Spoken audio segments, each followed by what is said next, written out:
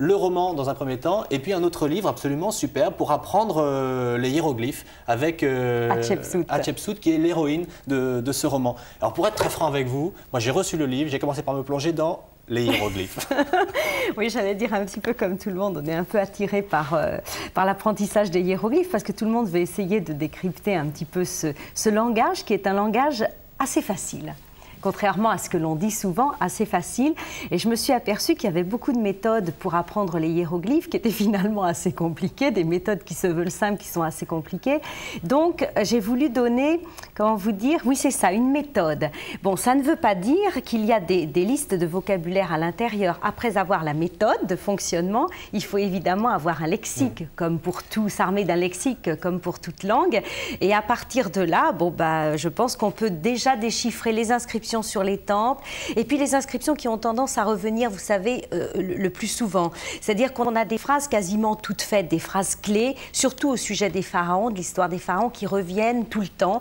Et ça, je pense que quelqu'un qui maîtrise à la fois la méthode avec un petit lexique peut après essayer de s'amuser, ou bien tout simplement, même avec un caractère un petit peu plus sérieux, à déchiffrer. Voilà. Moi, je dois reconnaître que parmi tous ceux, on a toujours envie de feuilleter un livre qui parle de hiéroglyphes. Oui, hein. Et c'est vrai qu'il fait partie de ceux où on apprend très facilement, très rapidement. Mais c'est très rapide encore une fois. J'ai pas appris beaucoup, hein, je travaille encore plus, mais j'ai appris un petit peu. On va en venir au roman, un roman historique que vous deviez décrire ou pas. Alors d'abord, j'aimerais que vous nous parliez un petit peu de tout le travail que vous avez fait en Égypte, notamment sur cette fameuse Hatshepsut. Je vous aide à le prononcer. Hatshepsut, ça veut dire la première des premières, en fait, en hiéroglyphe, justement. Oui, c'est un travail qui est énorme, en ce sens que ça fait 15 ans que je travaille sur Hatshepsut, et alors il s'est passé quelque chose qui ne s'était jamais passé avant. C'est mon 30e livre, donc je suis quand même maintenant habituée à me plonger dans l'Antiquité. Et il est vrai que c'est un personnage qui présentait beaucoup de zones d'ombre. On ne savait pas comment elle était morte, on ne savait pas si elle avait été chassée du trône, quand sa fille était morte. Enfin, il y avait plein de zones d'ombre autour de sa famille, d'elle-même et de ses successeurs. Et au fur et à mesure que je travaillais sur cette femme, eh bien, j'allais évidemment sur des chantiers de fouilles, parce que je me rends régulièrement sur tous les chantiers de fouilles du bassin méditerranéen. Et il s'est trouvé que toutes les fouilles sérieuses, importantes, qui étaient en cours, étaient en rapport avec l'époque d'Hatshepsut ou avec Hatshepsut elle-même. Donc, je dirais c'est une sorte de miracle. Quelques exemples rapides. On a fouillé dans le Sinaï. Eh bien, au Sinaï, qu'est-ce qu'on a trouvé? Des stèles représentant Néferouré, la fille d'Hatshepsut, et Hatshepsut. Or, on pensait que Néferouré était morte à la naissance. On la voyait à l'âge de 17-18 ans. Donc, ça remettait évidemment en cause la vie de cette héritière qui était préparée pour régner. On a retrouvé des inscriptions à Saqqara. On a retrouvé des temples rupestres en Moyenne-Égypte avec une inscription gigantesque où Hatshepsut nous dit quand elle a pris le pouvoir, pourquoi elle l'a pris, comment et quelle est finalement sa politique.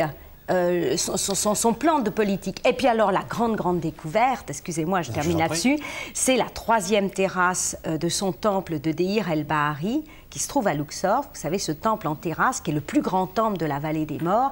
La 3e terrasse est en cours de restauration depuis 1961. Elle va être ouverte au public dans à peu près un an. Et alors, esthétiquement, c'est fabuleux. On retrouve tous les parents d'Hatshepsut qui sont représentés et toute sa vie, y compris son couronnement, sa naissance divine qui est représentée sur les murs, en fait. Alors, ce qu'il faut dire aussi, c'est qu'en matière d'archéologie, moi, je découvre, en découvrant vos ouvrages, qu'il y a aujourd'hui encore énormément de lieux qui sont fouillés, qui ne sont pas ouverts au public, qu'on n'a jamais vus, et qui, paraît-il, comme vous le dites, remettent en cause énormément d'histoires autour du monde des pharaons. Alors ça, c'est magique. Mais que ce soit en Grèce, que ce soit en Égypte, bien sûr, il y a encore beaucoup à faire. Dans la vallée des morts, on a retrouvé des centaines de tombes. Toutes n'ont pas été exploitées, fouillées à fond, et il y en a encore d'autres à découvrir. Bon, par exemple, on a retrouvé des momies, des tas de momies dans des cachettes, parce que ces momies avaient été mises les unes sur les autres, des momies de nobles, des momies de pharaons.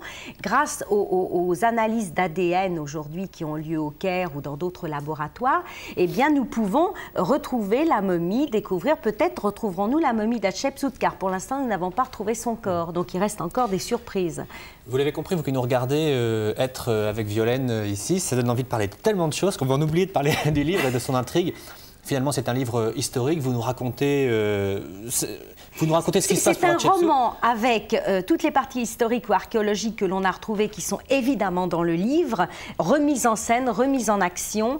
Et puis, il y a une partie de roman, mais qui est plausible, qui est toujours en rapport étroit avec ce que l'histoire aurait pu être, lorsqu'on ne la connaît pas. Si on va y vivre des intrigues, comme on peut supposer qu'elles se passaient à l'époque. Hatshepsut va-t-elle monter sur le trône ou pas? Ses demi-frères vont-ils... Et oui. Donc, si avant, on ne sait pas, c'est un grand mystère. Mais alors, je découvre encore plein de choses avec vous, c'est que ce n'est que le premier tome.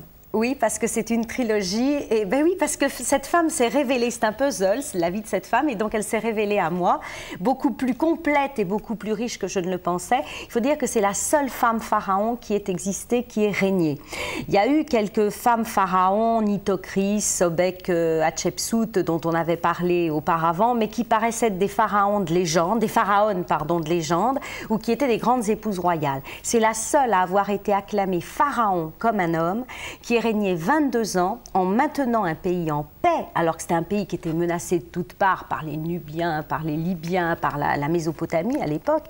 Et donc, c'est un exploit considérable. Elle-même, à 13 ans, se retrouvait au premier rang en train de combattre les Nubiens. Et puis après, elle a su maintenir la paix, faire des échanges, envoyer des expéditions dans l'actuelle Éthiopie et ramener des richesses. Donc, un rôle extrêmement constructif, de par les monuments, de par les échanges commerciaux avec la Crète, avec la Mésopotamie, avec la Syrie, et puis de par aussi cette volonté, encore une fois, plutôt d'aller vers des échanges politiques et des discussions plutôt que par des conflits.